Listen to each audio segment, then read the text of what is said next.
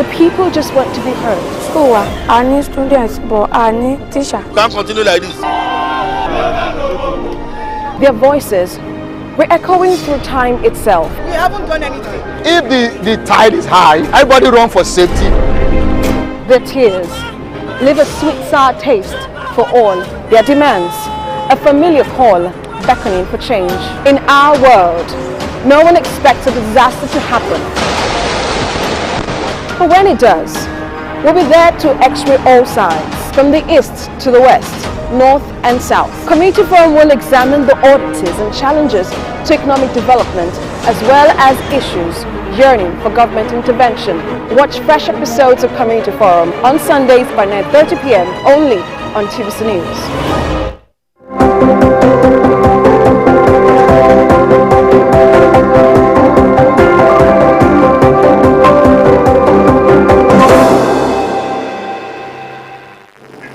Okay, second time a charm.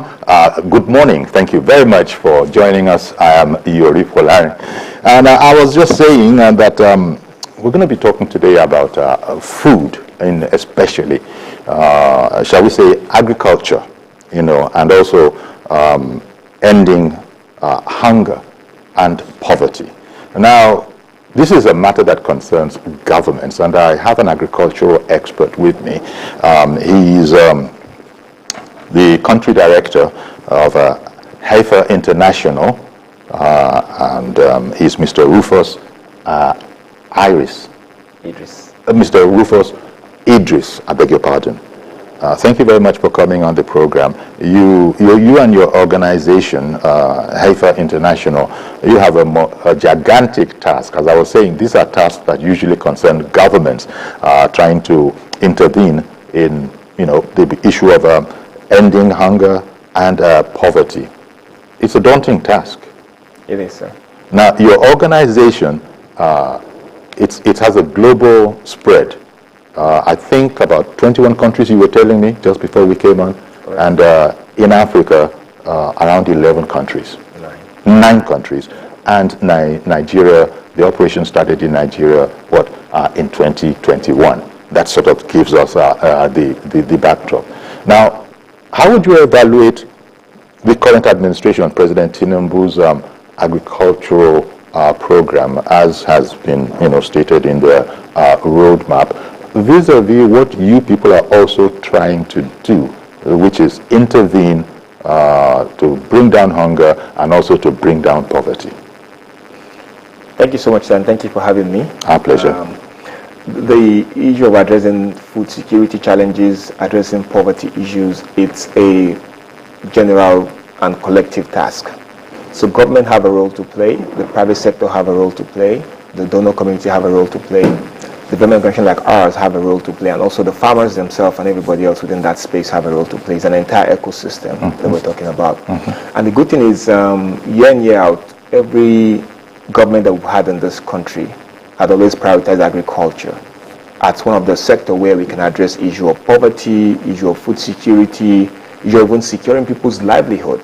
Because you agree with me very clearly that agriculture today is our biggest non-oil sector that we have, that contributes about 24% of our GDP, that employs more than 2/3 of our people, or provides sort of livelihood for them as well. In Nigeria? In Nigeria. And also in Nigeria as well, agriculture happens to be that space where every single government have come up with a bold statement and agenda on how they intend to leverage that to unlock the potential within that space. We've had in the past, starting from days of Green Revolution, we had the Vision 2020, we had the Agricultural Transformation Agenda, we had also the Agricultural Promotion Policy. The last government had the NATIP, which is the National Agricultural Transformation Implementation Plan, and now we have the new government talking about agriculture as well. So it's a space where you can address a lot of issues. And if you look at the agenda that in the President's manifesto, it touched some salient areas that need to be addressed critically if we must unlock that potential within the food space. We must get ourselves more food secured. If we must ensure that we can produce locally to feed ourselves. And there's also a bold statement, for instance, in the policy where it talked about import substitution. That's a huge one. Today, our population is growing very, very fast, about at 3.2%. We're at about 200 million people, and we are still growing. We can't even feed ourselves. So we feed ourselves largely from food importation. This is so much money out there that's left on the table for farmers that will have been able to bring that back into the system if we empower farmers to produce in country. If we empower farmers, because anybody who takes a plane ride going anywhere in this country, just looking out the window, will see so much land, especially the longer your journey, the more land you will see. And I'm sure most Nigerians that have been on such flights watching will be wondering what's going on. There's so much arable land and it just seems to be virgin land. That's the way it looks.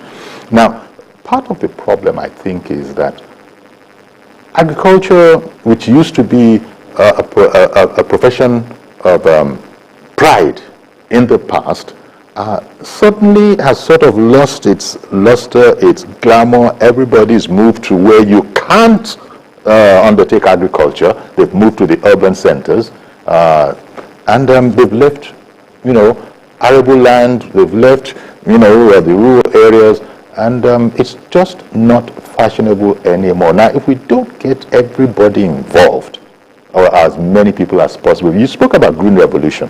Back in the day, I remember it was Major General, Lieutenant General Olusegun Obasanjo at the time, as he was so called at the time. He was one of the promoters of the Green Revolution, if I'm not mixing up my timings. And everybody was encouraged that, look, have a little farm, have a little thing behind in your backyard to sort of bring back that whole spirit of we are not strangers to agriculture. Even when we can't do it on a mammoth scale, we will still do it. Now, all of that seems to have gone. And yet, agriculture is the only way out. And here you are, you want to end hunger and poverty. So just bringing people back to the straight and narrow path of this is survival for us is not something that needs to be disdained. Do you think that's a big deal? It's a very big deal, and that's why there's been a shift in thinking from even calling it agriculture in the first place. Okay. Now saying it's agribusiness. It has to make business sense.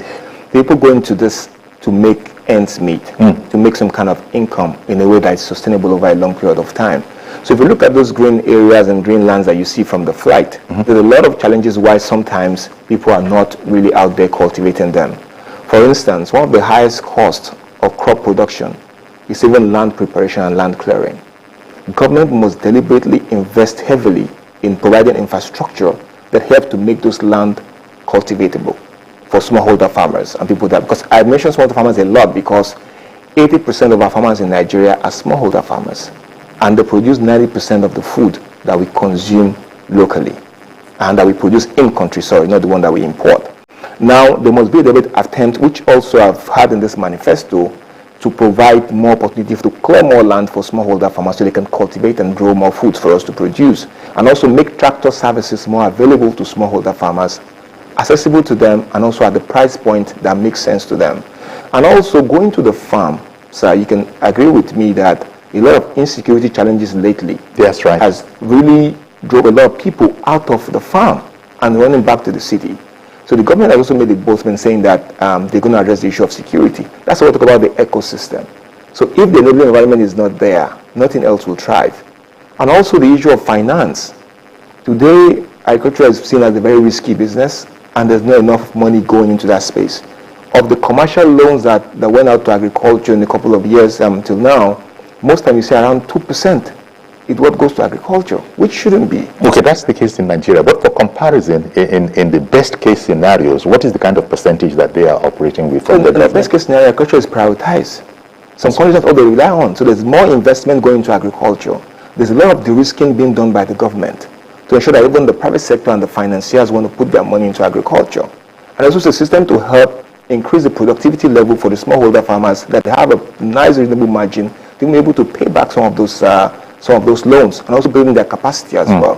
There could be different kind of instrument. When you say smallholder farmers, to give us a sense, especially a lot of us that are more urbanized nowadays, what is a smallholder farmer? What, about 1 or 2 acres or less? That's correct. So smallholder farmer is someone that plow within 1 to 2 hectares of land. Hectares? Hectares of land, correct. Hectares? Hectares of land. Like 1 to 2 hectares of land. How many acres are in a hectare? Or is it the other way around? It's the other way around. So the acre, for instance, is even way, hectare is more bigger than the acre. Okay. Hectare is bigger than the acre. Correct. And you say up to 2 hectares. 1 to 2 hectares. 1 to 2 hectares. And so that would, for agricultural purposes, that is a smallholder. The smallholder, because there's somebody that's producing, averagely making an income that is not up to the point of becoming a commercial farmer. Okay. But again, if we look at it, though, although they are smallholders, some of them even has as low as 0.5% of hectares of land, okay, which is even way smaller than even an hectare. And that's why they struggle, because when it's time to require for services, you can't call for instance, a tractor service in a place where you have only 0.5 hectare. The price point when it gets to you will be too expensive. So how do you come into cooperatives? How do you come together and aggregate the demand? So when you come there, you can actually plow and support large expanse of land within that space. Okay. And that's what I think is some of the areas. So these are farmers that are currently even considered at a point where, how do you even move them from doing 1 or 2 hectares to be more productive? Okay. The major issue is not about the size of the land, sir, most times. It's about the yield that they get from that land. Productivity level is very, very low in Nigeria compared to other countries. So why is that? A lot goes into that. One, it could be not having the right kind of mechanism or mechanized ways to plow the land. Okay. So using a tractor, for instance, to prepare your land can increase the amount of yield that you get from that land by 50%. But you might not be able to afford it. Getting the right So it's kind not all of about seed. fertilizers, because a lot of, well, I don't mean it derogatorily, a lot of noise is made about the provision of agriculture, whereas it's not a bad thing, it's not the only thing. It's not the only thing, and it's not a bad thing, but it's not just fertilizers. It's about how we even prepare the land in the first place. It's also about the kind of seed, choice of seed that you use. It's about the kind of practices that you adopt going forward as well. I mean, how much do you employ good agricultural practice in the system? Do you even know the new system? Also, importantly, affecting yield as well, sir. It's also the issue that we currently see now, the climate change impact on agriculture. The rain now is being delayed later than what it used to be in the past. So if you don't have enough water in the soil, that also impacts on the kind of yield you're going to get. Because the times that you plant now is being distorted from what it used to be. And also at times we see high drought where there's not even enough water in the soil. So the soil moisture stress that will not even let your crop provide the kind of yield that you want. And that's why it's hard for us to compete most times with some of the imported foods, because they get higher yield per hectare of land compared to us. So the price point that they can sell might be cheaper despite even importing them to the country compared to what's being produced here. So we must increase productivity to make what we produce here more competitive, and also improve on the quality that's being produced to compete and be able to do the actual import substitution that the government is talking about. I like how you said even people are moving away from calling it agriculture to now being agribusiness. Because this is the truth that we must face if we're going to get to where we need to be. But to sort of further help us understand it, I was just looking on your website and I saw that the whole, as it were, a universe of agriculture is one thing, but you've sort of segmented out an area of interest. So most of your efforts are going to be focused on, look, 1, 2, 3, 4, 5, around 5 areas. You're looking at tomato, you're looking at rice, you're looking at poultry, you're looking at small ruminants, and cattle. Of course, that's a big one. Cattle is a big one for us in Nigeria, maybe sub-Saharan in Africa here. So tomato, for instance, is very topical now. Any market person, business person, any housewife will tell you that, as they say locally, tomatoes have become gold. We can't buy tomato the way we used to buy it now. And that is linked to quite a number of situations. I imagine security is one of the big ones, because people are saying that those, you know, there are varieties of tomatoes. There's the, for whatever, I don't know what the proper name is, but there's the Yoruba tomato, as they put it. You know, the ones that we are calling, if you know that one. And then there's the one that doesn't have these grooves in them, that is all shiny and going to be all big, and that is thought to be northern tomatoes. Suddenly there's a lot more of the Yoruba tomato, you know, that is now coming into the system, you know, as opposed to what they were referring to as northern tomatoes. Those are the kind of movements that we can't afford to let get out of hand, can we? And is this, is HIFA working on all of that? Yes, we are. So the choice of the value chain came out of a rigorous analysis and assessment of the country itself, and looking at if we must address the issue of poverty and hunger, what are the value chains of priority when it comes to government's priority, when it comes to where we have a lot of smallholder farmers, women and youth involvement, value chains where we have a lot of private sector processors that are willing to invest more into the back end, reverse integration into the system. Value chain also where we can integrate a lot of technology and innovation to help spring up that space. That's why we come to this value chain. Tomato, for instance, Nigeria today, we are one of the largest importer of tomato paste. Paste. Okay, yeah. Of tomato that we consume in the country, we barely produce 30% of what we consume in the country. Do we make tomato paste in the country? So there's some companies in Nigeria making tomato paste, and there've been a lot of importation of paste as well. There've been previous government policies to even reduce or to abolish importing the paste and using tomato from Nigeria. But again, it still boils down to one, the productivity level, the amount of tomato that we make per hectare of land, and also importantly, sir, it's the issue of being able to address climate smart impact on tomato production. This year, rain has been heavily delayed. Tomato production didn't do well for those that planted the time that you have planted, so we don't have early tomato coming out as much as should have been within that space. Another critical issue that we see there also is the post-harvest loss that happened. In tomato value chain alone, farmers lose between 40 to 60% because they don't have any post-harvest handling or storage system in place. There should be a cold chain support from the time of harvest to the time of sales or consumption to the end users. We don't have 40 to 60% is lost in this simply country. because of storage deficiency. Access road to get tomatoes out from the farms to where it's going to be processed are critical things that are affecting this particular space. So there's a need for cooperation between both the private sector and also government to increase on infrastructure around tomato production. Access road to get tomatoes out of the farms, storage system from the point of harvest to ensure that we increase that shelf life till it gets to the point of being processed either by processor or is being consumed directly as well. And also looking at how we can support irrigation. We rely heavily on rain-fed tomato production in the country. Irrigation is an important part, so we could use solar irrigation. So that is like not we're doing now. That is not highly developed. This, the irrigation is not as highly developed as you might like. You say we're really depending on the rain. It's not highly developed. So right now, we largely depends on rain-fed agriculture. When there's no rain, we don't grow tomato. We grow tomato without water is not doing well. That's why, for instance, we're doing a major project now in a part of Lagos, Badagry. We found a huge number of tomato farmers living within the Atlantic Ocean and the lagoon. They don't have access to any level of fresh water. They rely on rain heavily. The water from the lagoon is salty, the one from the ocean is salty. So we're doing a major borehole drilling there, commercial borehole, powered by solar. So that farmers can have access to fresh water. They can grow tomato all year round. So these are things that we think can be built in irrigation systems. Irrigation system for them to feed the tomato production. Because you've actually just gone into the other question that I was going to ask. We have the time, and we'll also have to make time for callers. That is how HIFA International possibly can collaborate with the Tinubu administration, for instance, because it's also heavy on agriculture. Even right through the campaign, President Tinubu, when he was candidate Tinubu, was it showed that agriculture, as well as another of your aims, human capital development, that is poverty, bringing it down as much as possible. All of that's very important. How do you think, HIFA could, work with the government?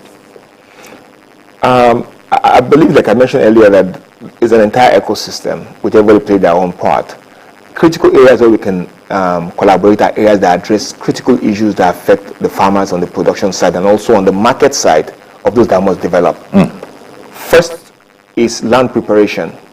Right now, we're investing heavily in tractors, financing tractors in the country to ensure that farmers can have access to tractors even in the remote areas of this country.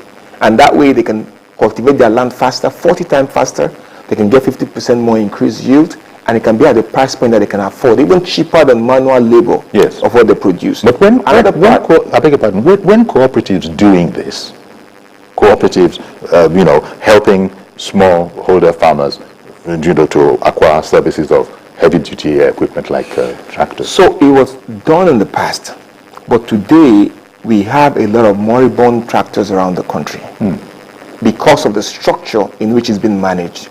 We have tractors that have been owned by cooperatives, and the management and maintenance of the tractor was difficult for them. They couldn't access technicians to fix the tractors. They couldn't get access to parts for the tractors. So when it goes by, go to a point, they become moribund. They become abandoned in one place, and farmers have to request for tractor services from 4 or 5 states away from them. The cost of bringing tractor down to them already is too expensive. They can't even afford it. So if we can get more tractors available, train more technicians, which we're doing now, training more technicians that can be available in the local areas to service those tractors, to maintain them, get dealers of those, producers of those, or manufacturers of those tractors to produce parts, and make it accessible in hubs within those areas where you can easily get the parts and fix those tractors will really help and go a long way. Area of climate smart agriculture. We all experienced the flood that happened last year. A lot of farmland was washed away. We had serious issue with food during that period. What we're doing differently is how do we encourage more farmers to embrace insurance schemes that work, that can insure farmland for smallholder farmers. Right now we have over 60,000 smallholder farmers that are going through our insurance scheme program, where we insure their farmlands for flood, for drought, for this, any other natural disaster that can affect their farmland. So it builds the resilience of the farmers to stand climate change impact. Also weather forecast and advisory. With simple technology, farmers can get to know every single day what will weather look like tomorrow. Will it be raining tomorrow, so I can choose what kind of activity I can do on the farm tomorrow without wasting some of my inputs. Will it be windy tomorrow as well? As another area we can also collaborate and work. Also access to finance. You know, government has done some unique thing around the Anchor Borrower program, for instance, trying to get funding to smallholder farmers and tie that to the off-takers that can off-take. But in its implementation, there's still areas that actually didn't work quite well. Interest rate for smallholder farmers must be critically looked into. It must be a product that fits the calendar, the farming season, the calendar of the smallholder farmers. Someone that needed to plant at a particular time of the season, get the input loan 3 months, 4 months down the road, they will not pay back that loan because the input is coming so late, you can't even use them to cultivate anything, and you can't get the kind of yield to pay back those kind of funds to government at a time when it's time to actually repay back. Areas where we can also collaborate with government and do some critical work. And also building the private sector side through policies that encourage more investment into the private sector side. We can't support smallholder farmers alone. They don't stay in isolation. They are within an ecosystem. We must also build the private sector side that drives the demand from the smallholder farmers, and I see a price point that encourage them more to patronize local production compared to trying to get goods imported. These are serious areas that I think there's opportunity for collaboration with the government and being able to help our smallholder farmers. At the end of the day, we can actually say we can get our country more food secure. Indeed. And the other thing where you on your own, that is Heifer International, you're also interested in something else government is interested in, which is employment of youths. You know, talk to me a bit about the youths and women aspect. You know, those are people that you want to help, and I'm reading in other African countries, it might well be that that's the situation with us in our country as well, how women are being, so these are rural women that are now being made independent, you know, because they are earning, you spoke about the living, but you added there's a word qualifying living. I can't remember it now. I saw it on your website. Living income. A living income. Thank you very much. That's very, very important. As opposed to just, you know, petty. That people actually have a living income in other African countries. How would that figure here? One is as it relates to rural women, and then two, as it relates to the youths. So one of the biggest tool and power that we have as a country that we don't tap in as much is our young population. So more than 50% of our population are young people, age 25 and below. And also these are young people that are tech savvy, that have a lot of entrepreneurial skill and drive that we're not really taking advantage and put into. Within this population as well, we have 53% of them either being unemployed or underemployed. So it's a critical set of people that we must embrace and look into. But it's been very challenging to drive or get them to go into agriculture. The average agricultural farmer in Nigeria today is aging to around 50, 60 years old. And the younger ones are not coming in. So we have a disaster building up. We're just waiting to happen. Waiting to happen. So we must get young people to be interested to go into agriculture, and to do that, it must be attractive to them.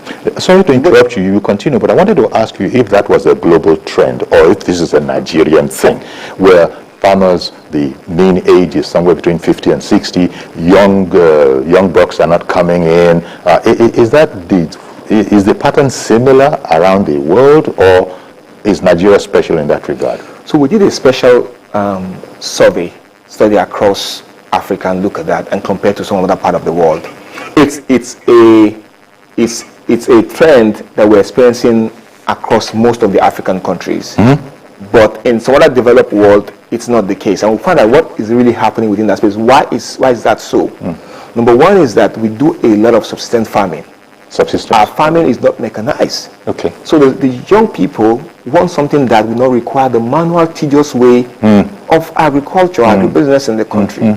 They want to see something more easy for them to go into, like they've done in that space as well. Yeah. So let's see how we can mechanize some of this process. Let them be able to access simple tools or equipment that can reduce the amount of man-hour or power that you require. And that also limits women from being involved in agriculture. Our recent tractor program shows that more women now are cultivating land in the area that we have tractors than they used to in the past. Because now they can access tractors that can help them plow the land, get the lands ready, reduce that power that is required. Another part is access to finance. Young people and women most times struggle to access even the available little finance for agriculture. A young person, for instance, have no collateral or no guarantee anywhere to get money. And the banks require you to bring a guarantee or collateral to the table. They can never go into farming. So these are issues that are being, I believe that these issues are actually, I'm sure the administration also has ideas on these kind of issues as well. You will continue. Sorry to have interrupted you, but Mr. Balogun in the UK has also joined the program and wants to make a contribution. Good morning to you, Mr. Balogun in the UK. Good morning, Uncle Yori. Thank you very much for calling me. Uncle Yori, what an interesting program. Uncle Yori, first, what I say about our problem in Nigeria is this. You see, in those days, they have this bank for agricultural bank, this, that. No one in Nigeria can tell me that this is the outcome of those banks. That is one way. Number two, you see, this farmer, like your guest said, there are classes of farmers. Okay, the ones that are more entrepreneurial and everything. Okay, where do they get this money from? They need to partner with them. And the federal government, what the federal government needs to do is get the fund. But you find out that the fund is there. Unfortunately, it's always paddy, my party man. And some of the big men will put on their agbada and they don't even have a plot of land. And they will tell you they are farmers. These are the problems. For example, I wish you could see Mr. Idris's face. He was nodding in agreement to all those things you were saying, especially the Agbada farmers. Please continue. Yes. Please, in about if I'm correct now, 4 or 5 years ago in UK here, they do survey and they found out that, look, what's happening that we're losing our farmers to other European countries. You know what they do, sir? They went to France, woo them with a lot of money and tell them that, okay, they are going to write off some certain things for them. These farmers came in. And the government, the land is there. You know, we have a money-led problem. The land is there. The government has the land. And it's not your land, but you can farm on it. Anytime I said, okay, Balogun, I'm tired, I'm not farming, Uncle Yori can come in and continue with it. Because the land is there. So those are the problems we think. Here, they woo the farmers from other places. They go to African countries and bring farmers in. And the state, like my state, Lagos State, I don't see why Lagos State, you can partner with like what they did in the area of the rice.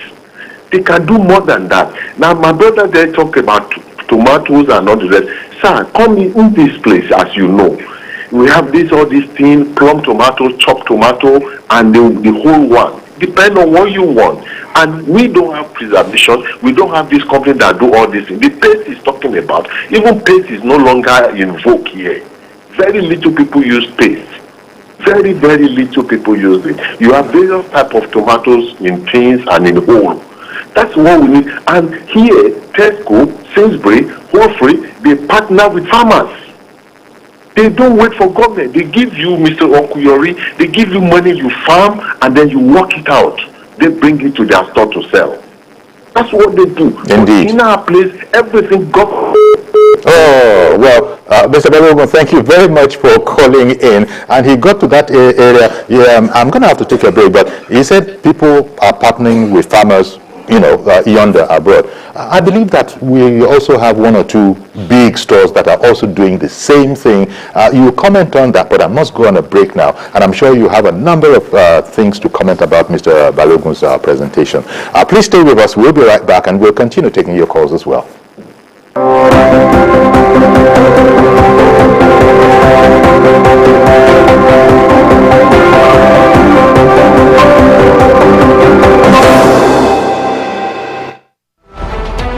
Every major news story is with many perspectives and layered with different levels of impact. Honey, what time did this happen?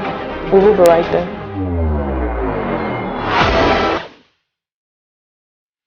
At TV's News, we follow the big and major news, gathering the facts, witnessing the outcome. I am here live at the aftermath of the approval of the new national minimum wage. We are TV Station of the Year, not just for breaking news, but for being first, fair and accurate. TVC News, first with breaking news. In the month of July, on the 2nd of July, the global community celebrates World Sport Journalists Day. The 5th of July is the first anniversary of the Kuje prison attack when some Boko Haram insurgents escaped. The 7th of July marks 25 years since the winner of the June 12, 1993 presidential election, MKO Abiola, died. His death occurred in 1998. 11th of July is World Population Day, while 15th is World Youth Skills Day.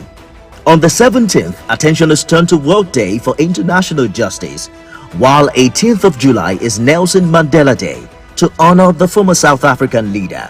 25th of July is the World Diaspora Day, and on the 20th, the World Hepatitis Day is commemorated, as well as the World Nature Conservation Day.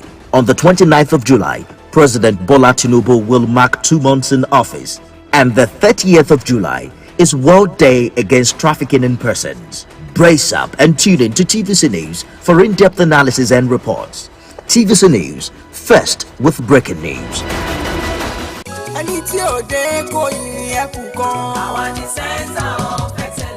Lagos is the most visited state in Africa as the 5th largest economy on the continent. Covering the state and its government is no mean feat, it's a busy beat.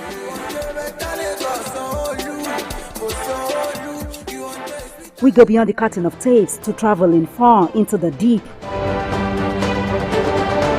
I want to thank the Lagos State government for the healthcare facility. To bring stories that cut across all spectrums.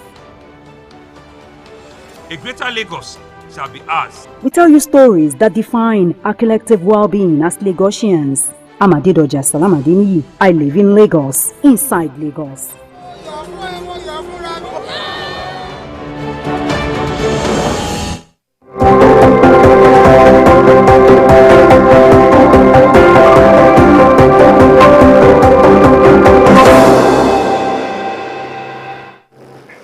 Okay, welcome back, and we're talking food actually, or generalize it a bit. We're talking agriculture, and we've since heard from our guest that actually Mr. Rufus Idris says that it's agribusiness nowadays. We're looking at Hypha International. It's an international development organization that focuses on ending hunger and poverty. In the meantime, Reverend Dominic has come on. Good morning to you, sir. Thank you for holding on. Go ahead now, Reverend. Good morning, Chief Yori. Good morning, Mr. Rufus. Yes, thank you. Yori, what a wonderful presentation for our brother from UK. But you can agree with me, Yori, that presentation is good and wonderful in an ideal society. Yori, it is on record today, I may be wrong or right, that the majority beans we eat come from Borno State. Don't mind the propaganda on television. Most of our farmers on Borno State cannot access their farm. Why? Security. The topic this morning is agenda for Mr. President on agriculture. That one agenda is supposed to be security. Professor Wole Soyinka called a particular state in Nigeria a food basket. You know where the food basket is? It's Benue State. For 10 years now, Benue State people and the farmers there cannot access even their farm. How do you produce? In the southeast, our mothers will not go to farm again because of it at home. How do you produce? Don't mind the big farmers or what they call anchor growers. I come to the man talk of Agric bank. Okay. Anchor growers here. But when you borrow money to go to farm and you cannot access your farm, what do you do about that loan? Nigerians are very blessed. I wonder how we survive for over 15 years now. We can't go to farm and we still have tomatoes. We still have beans. We still have yam. Why people cannot access their farm? The greatest agenda for agriculture, Mr. Rufus knows what I'm saying, is security. So even though we cannot get farm and produce what we can export, we can farm to produce what we can eat. One of the campaign, most of the president candidates last time, is Nigeria must feed themselves. Nigeria must produce what they eat. But how do we produce what we eat if we cannot access our farm? In my house here, I don't buy vegetables from year to year. But in my little place, I plant vegetables. So I eat it because there's no insecurity here. But how do we go to farm in the north? All the northern states today are in crisis. Don't mind the propaganda. The truth is that our people cannot access their farms. And majority of people in the north are living in IDP. Today, by record, we have 3 million people living as refugees in the northern state. How did they access their farm? If we can even farm and eat and feed ourselves, then we bring down the cost of living of food in Nigeria. But when an individual cannot feed himself, how could that individual do commercial farming? Thank you, Yori. The greatest agenda is security, so we can feed ourselves. Nigerians are wonderful and hardworking people. We can't feed ourselves. All right then. Thank you very much, Reverend Dominic. A very concerned Reverend Dominic there, highlighting some of those issues that we know, but they're very, very serious, yet they're not insurmountable. Would you like to take it from there? Yes, and also there was Mr. Balogun who had called in from the UK before the Reverend. Yes. So really, I'm not going to be interrupting very much. Yes. If anybody interrupts, it will be from home. Okay. So I completely agree with Mr. Balogun that spoke earlier, and I also agree with Reverend Dominic as well. Mr. Balogun is speaking from a developed world where things work, where they map out the entire system and everything can work freely. The same thing that he is talking about, we have some of it happening here. We have big companies backward integrating into working with smallholder farmers to produce for them. But what Reverend Dominic just mentioned is important. The enabling environment. Even those companies are struggling because the farmer base they're supposed to be working with are struggling. Insecurity, I mentioned that earlier, that's the number one thing. If you can't even access your farm, how do you produce? How do you go in there and say you've taken a loan, then how do you produce to pay back those kind of loans? It's a very, very big challenge. So I know also in the manifesto that I looked at, I see insecurity and tackling security issues as number one agenda of Mr. President, which is important. Because that's the first base to even say we're going back to farm to go and produce. But now the other enabling environment for companies to thrive under such arrangement. These companies, for instance, where are they accessing funds to be able to go back and invest in smallholder farmers? Who is playing that role to build the capacity of smallholder farmers to ensure that they repay those companies back? Who is making the roads available for the companies to pick up the goods that the farmers have produced to go to the production point for production? Who is looking at the incentives that we have in place to encourage those investors to do more with more smallholder farmers in the country? So it's about the enabling environment that make the ecosystem work. And like we always said, government might not be relatively involved or directly involved in doing business, but they have a duty to ensure an enabling environment for everybody to play within the space if we must unlock potential for us to feed ourselves. That's the most important thing. How do we feed ourselves as a country and reduce importation? An average Nigerian today spend about 56.4% of their income on food alone. So the meat is even survival. Can you imagine? So what is now left? Out of what is now left, you now know the price I have to buy fuel. Exactly. I think I have Mr. David in IKEJA. Good morning to you, sir. Hi, good morning. Please go ahead.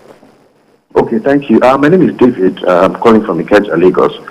Now, it's been very interesting, the conversation.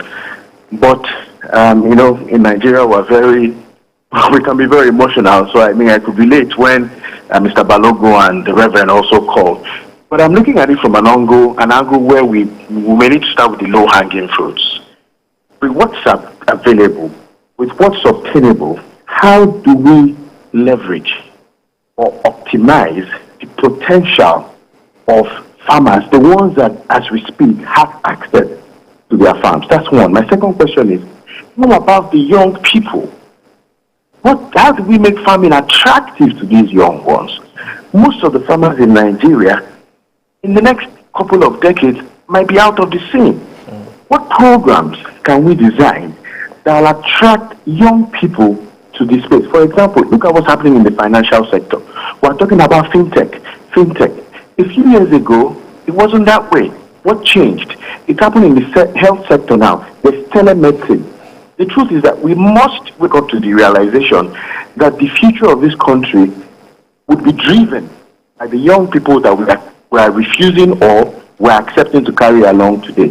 And I tried to do a little research on agri-tech companies in Africa, and Nigeria has some of the biggest ones. So how are we bringing young people into the agricultural sector, into the agricultural space, and encouraging them to partake in different value chains that will drive this food security that we're heading towards? All right, then. Thank you very much, David, for calling in on that. It's there are many fruits, so to see, to pluck from there. And while you're at it, because there were also related things, maybe you want to, say one or two words about the Ankobora scheme of the previous administration and how relevant or not that might be in current times. So I think the Ankobora scheme design was actually to address the issue of market-driven production. So identifying anchor that will be the market, and that work with group of smallholder farmers that can put themselves in cooperatives or in groups, and they can produce to meet the demand in terms of quantity, in terms of quality, and the like. Do you think it met its objective, or is it a work in progress? So I'll say it's a work in progress. The intention and the aim behind it is good, but the government will and the support and the implementation. So most times in Nigeria, we have very well designed strategy or model or scheme. In the implementation, most times we get things wrong and not implemented the right way. There's still a lot of areas, a lot of support function within the market system that were not fully ripe already or well supported to make the Ankobora scheme work. If an off-taker was willing to off-take and loan is being given to farmers to produce, there are other people that play a lot of role in between. I know they bring an input supplier, logistic provision, the access roads. There's a lot of other players within the space that I think we've not built to a point where the ecosystem building mechanism that we have in place to make it thrive is not solid enough to get there. And according to what Mr. David mentioned as well, I talked about this before, how agriculture is not currently attractive enough for young people. Yes. How do we make it attractive? That's one. The other part is that how do we also use young people to make agriculture revolution that we want to see? That's the tech space opportunity. Maybe you continue explaining what you're explaining, because in the meantime, another caller has come in. So just please bear in mind where you got to. Good morning, ADAH calling in from Jos, usually. Yes, good morning, Mr. Yuri and your guest there. So that's calling from Jos, Plateau State. Yes, President Bola Tinubu has good intentions about the Agric sector, but I want to urge him to have the political will to ban open grazing nationwide and adopt ranching. Kano government template is a typical example. This will drastically reduce the so-called clashes between herdsmen and farmers, which has led to loss of lives, wanton destruction of properties, and left so many people displaced, putting a heavy burden on both the federal and state government. It has led to food insecurity too. This should be a starting point for him, if you ask me. In other words, the first task must be to confront those factors that are fueling insecurity in order to ensure there's food security and an enabling environment for investors to come and invest in agri-related ventures. You should give soft loans to the real farmers and not the political farmers. There should be emphasis on improved storage facilities, and then there should also be emphasis on mechanized farming to attract youth to want to farm. So when we put these things in place and then improve on our export on the food, we have to, kind of process them, not exporting them even in the raw state. Even in the raw state, we are even exporting them. We have had instances of being the crops or whatever we are sending being rejected because the farmers don't really know how to go about, preserving these things. Okay. And then the kind of pesticides they're using or fertilizer or whatever, so they get rejected. A simple example is like yam and the rest of them. Yeah. So when we do all these things and cut down, that is this idea of importing and depending on the imported kind of food and all that, let us also patronize our own farmers. And start from the federal government or state government. Okay, Ada, thank you very much. We're going to have to leave it there. Appreciate you. Sorry to have interrupted you, but thank you very much. Now, you mustn't give the impression that our youths, our modern youths, highly capable and studied, are not involved in agriculture as it is. It actually is on ground, but it's nowhere near the kind of scope that you say is required and that ADAH is saying, and just about everybody else. Isn't that the fact? That's the fact, but there's also a trend that we're seeing that if government can harness that, it will actually lead to what we want to get to. A lot of our young people today, like David mentioned earlier, are involved in a lot of tech solutions, solving major issues in this space. That's right. We have young people that have designed different digital applications where you can use to assess market from wherever you're producing. You can assess finance from wherever you're producing. You can assess input.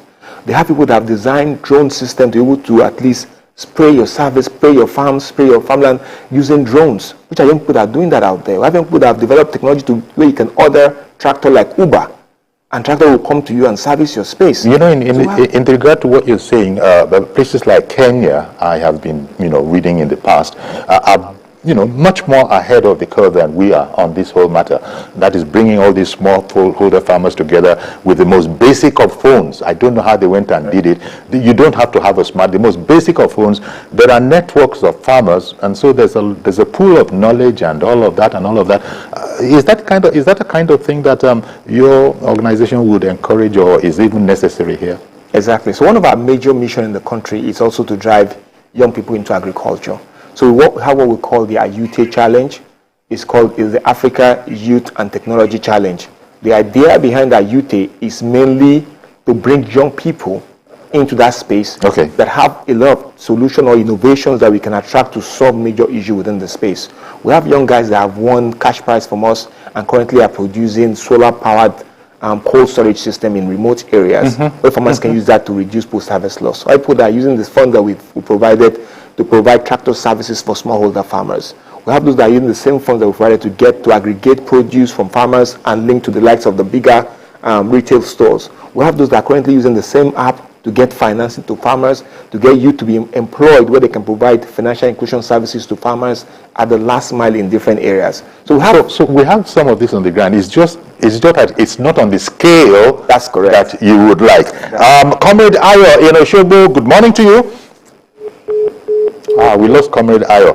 And Comrade Ayo is a long-time viewer who usually contributes and hasn't done so in a long while. And I imagine that this must have interested him enough that, look, I'm concerned now. And you want everybody to be concerned like that. In fact, Mr. Balogun was saying in the UK, he's talking about all those giant chains, the Tesco's and all of that, and how they are liaising directly with farmers. What is our own local one here? One of those big ShopRite, I believe. Yes. They also are liaising directly with farmers on all areas. You concern yourselves with tomato, rice, poultry, small ruminants, and cattle. Now you find that the cattle, all of these things, they're there, but we probably need thousands of ShopRites up and down the land, from Lagos to Karandamoda, for it to have the effect that you want. I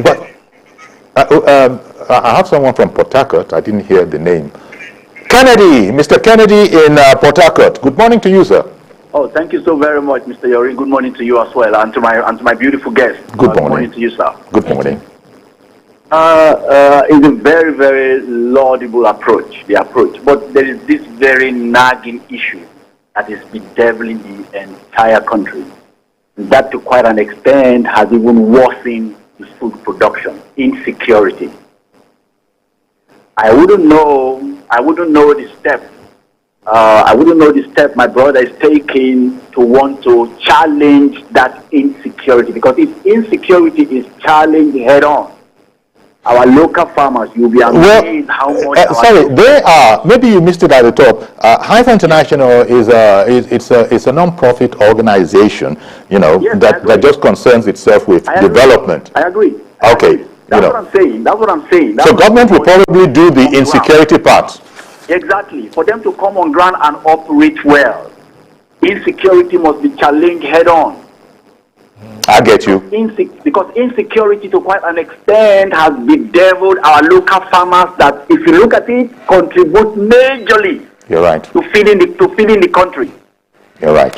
I want to a whole lot of them have been scared away from their farmland. They can no longer access their farms because of insecurity. They are no longer safe.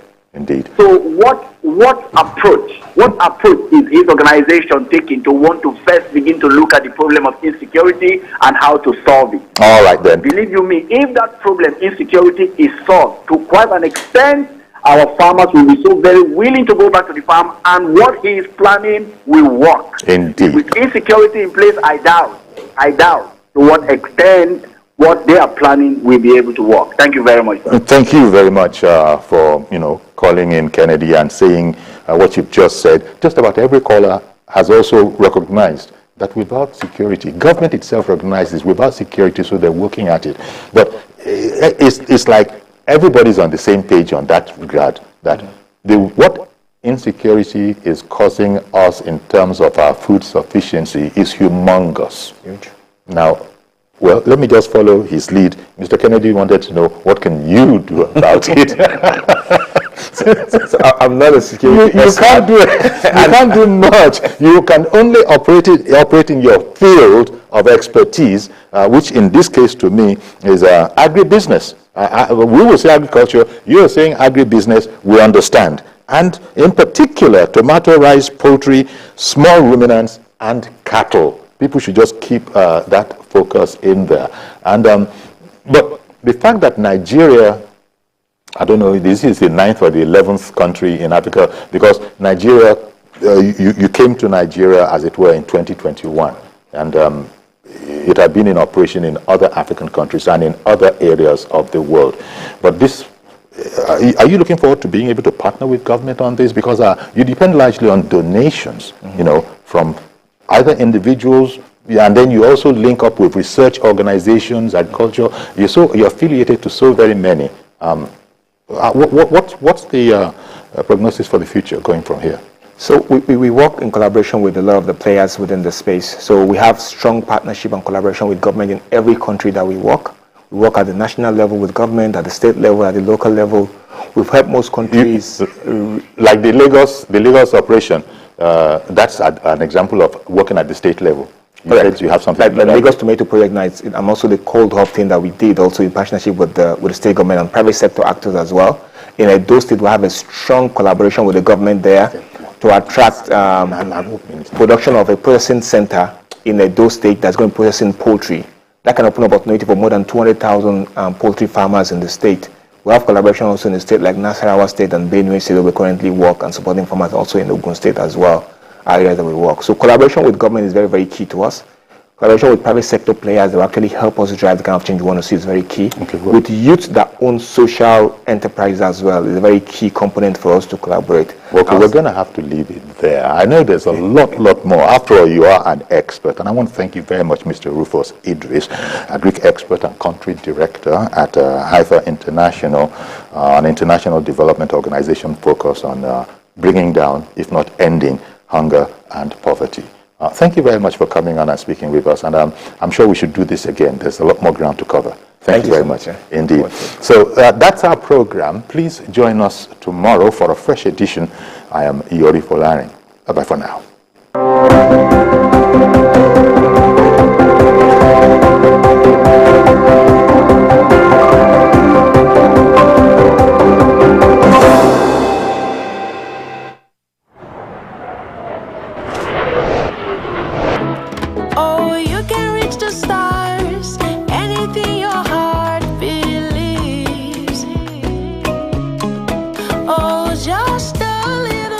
Here's to the odd defiers.